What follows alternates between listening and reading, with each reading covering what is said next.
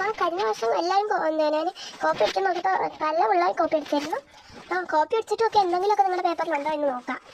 Snail കട്ടാണ്. Okay കട്ടാക്കി എന്താ ഇത് തെറ്റ്. ബെസ്റ്റ്. അവിടെ സ്പെല്ലിംഗ് പോലെ ആയിരിക്കില്ലേ? കോപ്പി അടിച്ചിട്ടും അപ്പം അയാളുടെ അങ്ങനെ തന്നെ ആയിരിക്കുമല്ലോ. ഇനി എൻ്റെ ലയൺ കട്ടാണ്. എന്താ പോകോ?